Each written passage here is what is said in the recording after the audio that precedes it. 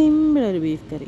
കഴുകി വൃത്തിയാക്കിയ ബീഫിലോട്ട് സവാള, തക്കാളി, പച്ചമുളക്, വെളുത്തുള്ളി, ഇഞ്ചി, മഞ്ഞൾപ്പൊടി, മല്ലിപ്പൊടി, മുളക് പൊടി ഇതൊക്കെ എരിക്ക് ആവശ്യമായി അവരവരുടെ കണക്കിന് ഇട്ടതിന് ശേഷം ഇച്ചിരി ഉപ്പ് ഇട്ട് നന്നായിട്ട് മിക്സ് ചെയ്ത് കുക്കർ ഓണാക്കി കുക്കറിലേക്ക് വെച്ചെടുക്കാം.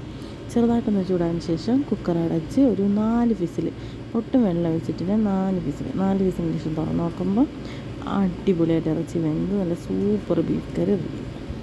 വെള്ളം വേണമെങ്കിൽ ഇച്ചിരി വെള്ളവും കൂടെ ഒഴിച്ച് കറിയാക്കി എടുക്കാം. ഇതിൻ്റെ കൂടെ ഒരു സിമ്പിൾ നെയ്ച്ചോറും കൂടെ ഉണ്ടെങ്കിൽ സൂപ്പർ. അപ്പോൾ അതും എളുപ്പ പണി തന്നെ ചെയ്യാം, കുക്കറിലല്ല, അതൊരു സിമ്പിൾ നെയ്ച്ചോറ്.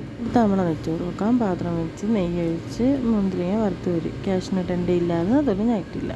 ഒരു ഉള്ളി സ്ലൈസ് ചെയ്ത് അരിഞ്ഞത് ഇട്ട് അതിലേക്ക് പിന്നെ ഓൾ സ്ലൈസസ് ഇട്ടതിന് ശേഷം ഒന്ന് ജസ്റ്റ് ഒന്ന് മൂപ്പിച്ച് ഒരു കപ്പരിക്ക് 2 കപ്പ് വെള്ളം എന്ന രീതിയിൽ 2 കപ്പ് വെള്ളം ഒഴിച്ച് ഞാൻ ഒരു കപ്പരി എടുത്ത് അത് 2 കപ്പ് വെള്ളം, പിന്നെ നാരങ്ങ പിഴിഞ്ഞിട്ട് ആ തൊണ്ടോടുകൂടി ഇട്ട് കൊടുക്കണം. ആ വീഡിയോ എനിക്ക് മിസ്സായിപ്പോൾ എടുക്കാൻ പറ്റിയില്ല.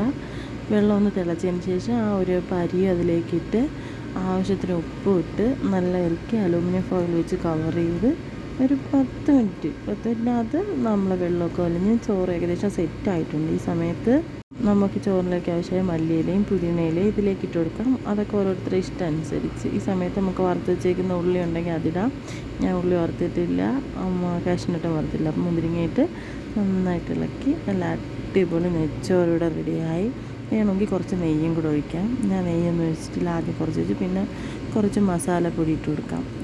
നമ്മൾ ഗരം മസാല പൊടിച്ചത് ശകലയിട്ട് നന്നായിട്ട് ഇളക്കി യോജിപ്പിച്ച് ചൂടോടെ ഈ നെയ്ച്ചോറ് ഒരു പ്ലേറ്റിലേക്ക് സെർവ് ചെയ്ത് കുറച്ച് ബീഫ് കറിയായിട്ട് കഴിച്ചാൽ സൂപ്പർ സിമ്പിൾ.